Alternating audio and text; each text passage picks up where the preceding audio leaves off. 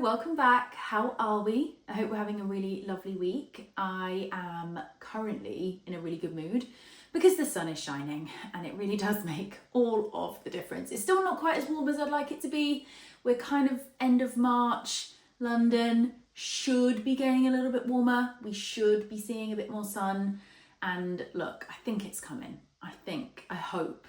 We have definitely had a very long, cold winter. So long may this continue. Enough about the weather. It's the British in me. But I wanted to talk to you today about body recomposition. And if you've been here more than 5 minutes, you'll know that I talk about this a lot. It really is my bread and butter.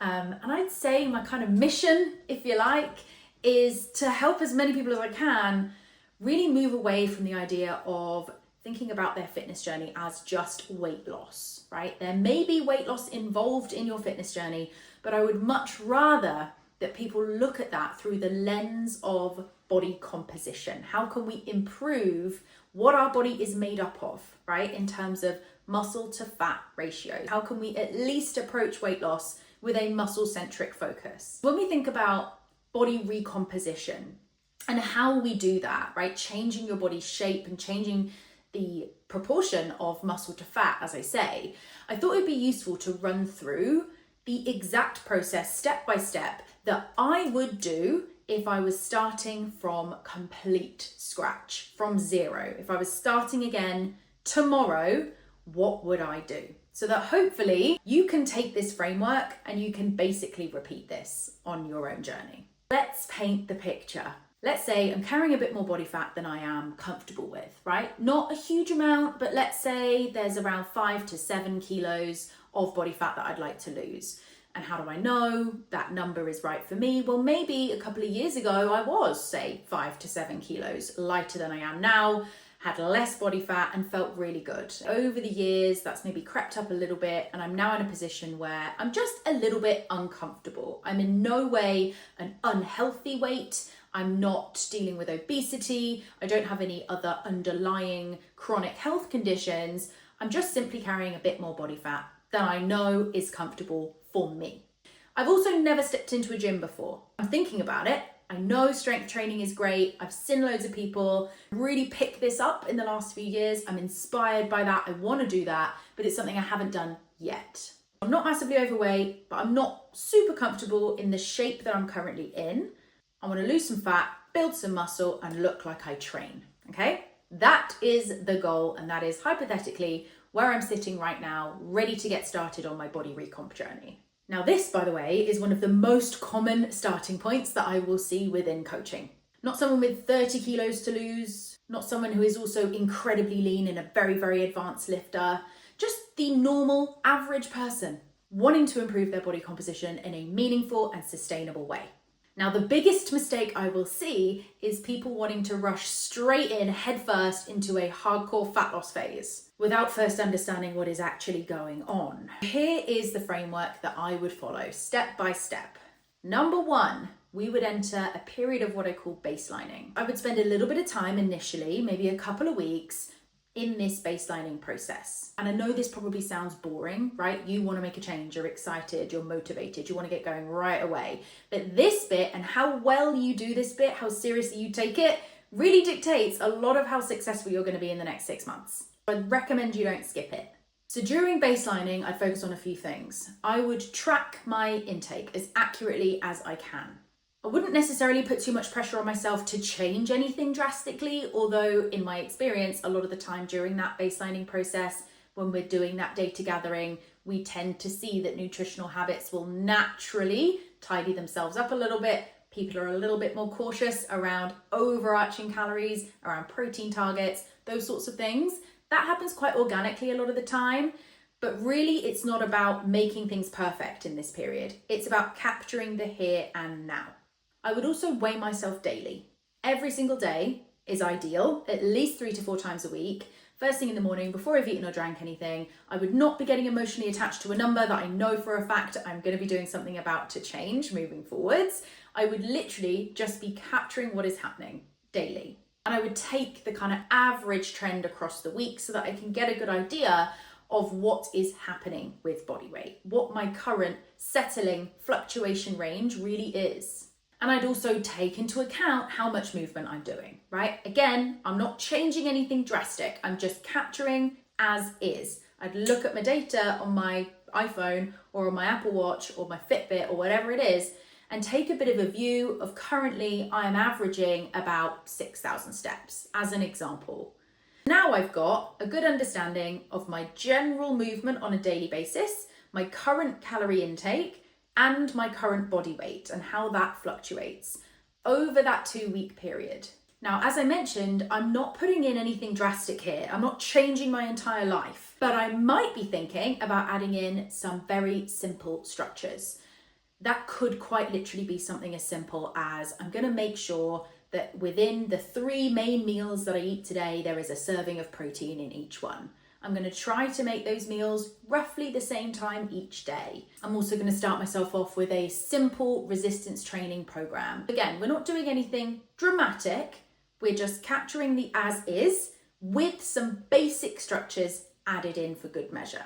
Now, doing all of these things really does matter because if currently things are all over the place, there is no consistency, your nutrition approach and training approach looks a bit chaotic. It's changing from day to day. You're skipping meals and then inhaling the snack cupboard come 9 p.m.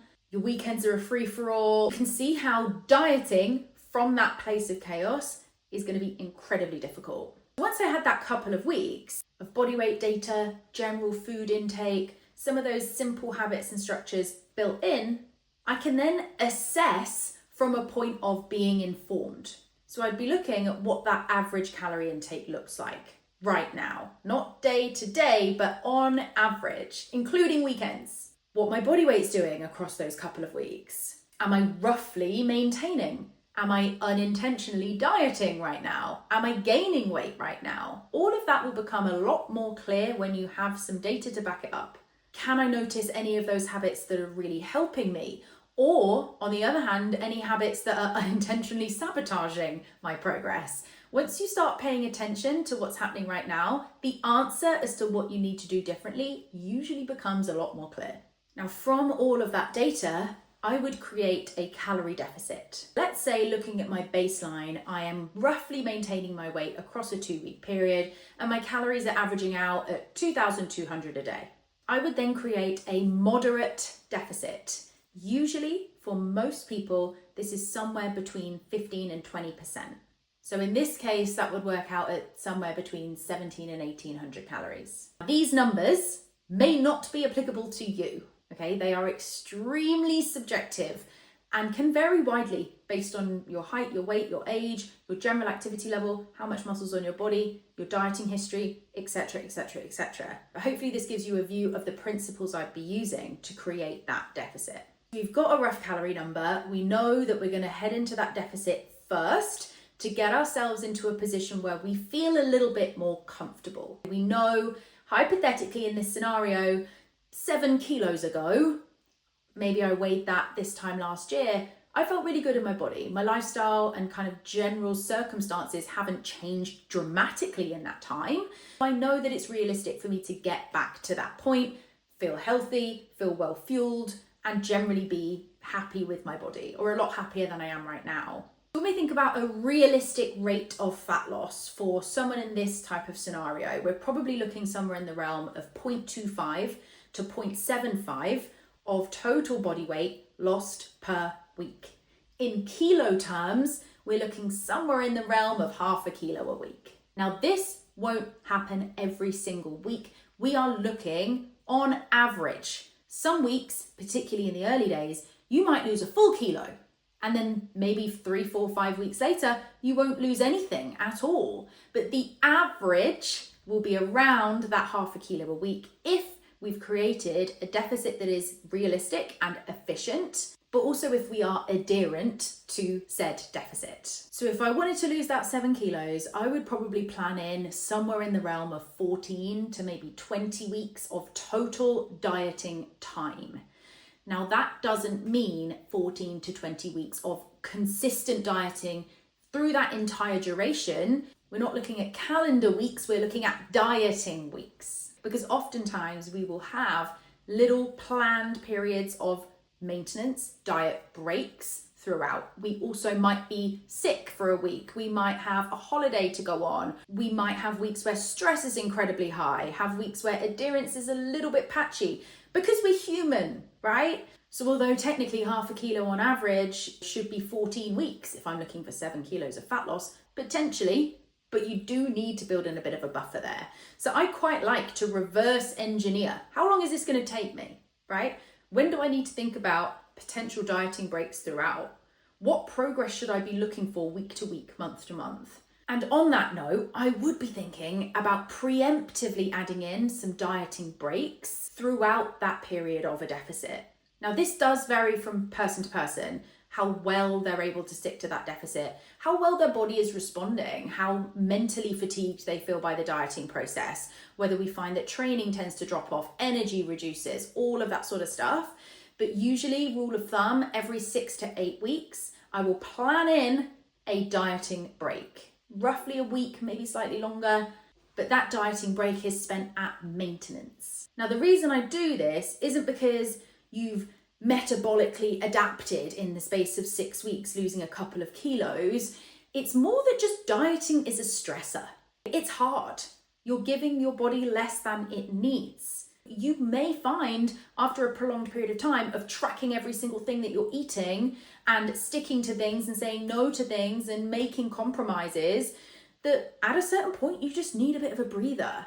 And you'll also find that that tends to help with things like your ability to train hard. You might see that your sleep improves. All of these other things just make the whole process more enjoyable as a whole. And it also helps you to practice what maintenance looks like, right? Because that's the end goal. You don't want to put all this weight back on once you've lost it. The aim is figuring out how to maintain.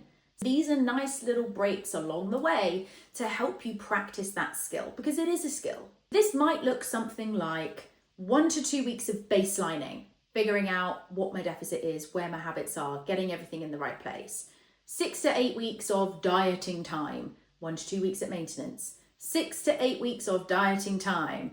And then looking at where we are. Do we need to do maintenance for another week or two and carry on dieting? Or can we just get straight out? Have we lost the body fat that we're looking for? And therefore get straight back to maintenance and focus on the good stuff. Now, while all of this is happening, training, the stimulus for muscle growth, would be happening from day one. I would bed that in immediately into my daily habits, my weekly routines. Not once I've lost the fat first, day one. Particularly if I've never stepped into the gym before, we have this golden opportunity that you quite literally never get again of being able to make that progress pretty quickly, being able to see that development happen literally week to week, right? You don't get that when you're a more advanced lifter. It's many, many months, even years, until you see kind of measurable change. In that newbie phase, it happens very, very quickly. I would follow a simple, beginner-friendly program, probably 2 to 4 sessions a week. I'd focus on learning proper movement patterns. I'd get good at the basics, repeating the same thing over and over again, trying to be a little bit better every single time you step into the gym. Once I'd reached that point where I've ticked off my initial fat loss goal, I'm back in the kind of clothes size and body composition that I was in before, right? I've lost that body fat, I've reached my goal, I'm getting back to maintenance. This is where the magic happens, okay? I think a lot of people think it's the fat loss bit. It's not, okay? Particularly if you're looking to appear as someone who lifts, who trains. You want to see muscle on your body, right? You can lose all the fat you like. If there's no muscle there, it ain't gonna happen, okay? As soon as that diet is over and I've successfully ticked that off, I would be spending at least a year at maintenance. Let that sink in. Do you have to spend a year there? No, like you can do what you like, it's your body. But if I was starting from scratch, this is what I'd do. I would spend at least a year trying to build as much muscle as I possibly can. And not even in a surplus, like not even in a dedicated bulk, okay? People mess that up all the time.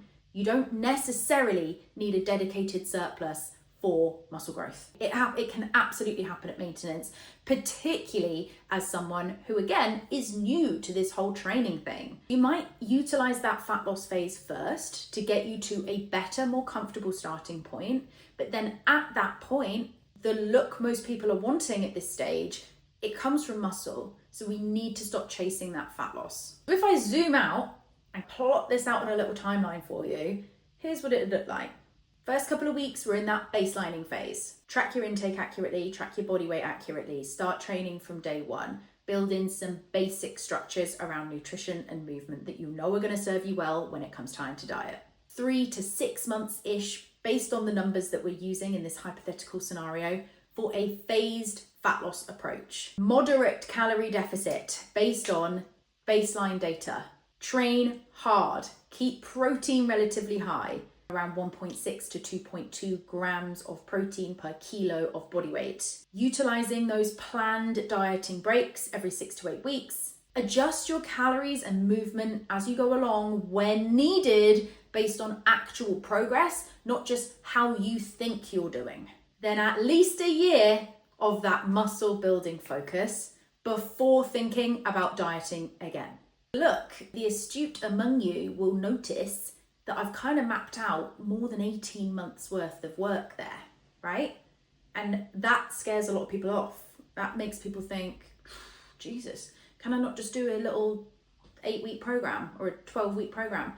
Look, you can make significant progress in the space of 8 or 12 weeks. You can, particularly as a beginner. If nothing else, just learning about a lot of this stuff is going to set you up for the rest of your life. It is valuable to do something, to invest in yourself for a short period of time and make those changes.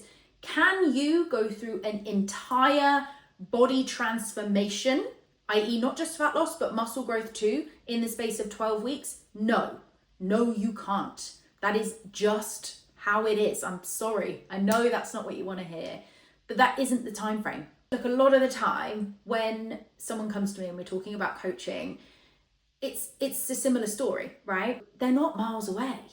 Like, they're not in a position where they have a significant amount of body fat to lose. And actually that's really the main focus. It's often more so that they have dabbled with resistance training. Maybe they've done a few exercise classes. Maybe they've gone into the gym and done the odd workout that they've saved on Instagram every now and again, but no real structure or intention with their training. And maybe they eat healthy, right? But without really understanding what their intake is, what their habits look like, where their structures are around nutrition. And in those scenarios, they don't need more extremes. They don't need a more drastic plan.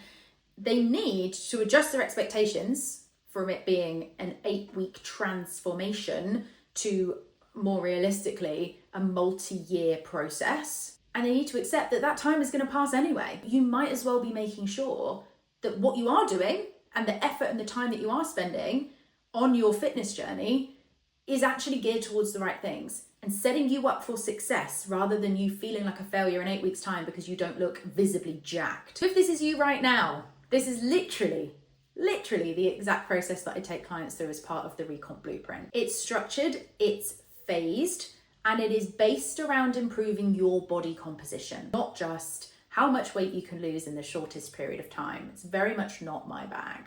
And the Recomp Blueprint is opening for another intake on the 13th of April. As always, I open the spaces that I have available to the priority list first. Those spaces are capped because I am a one-woman band and I refuse to make this service anything less than one-to-one coaching. I only have the spaces that I have. There's only so many people I can help at once. So if you're watching this and thinking this is exactly what I need, comment priority below and I'll add your name to the list. And if you take one thing away from this video, it's that true body recomposition is rarely about doing anything extreme. It's about doing the right things at the right time for long enough to actually let them work. Bonus points if you're understanding the process as you go along rather than just blindly trusting it. I really hope this was helpful. As always, questions in the comments. Remember to like and subscribe, and I will see you next time. Love you. Bye.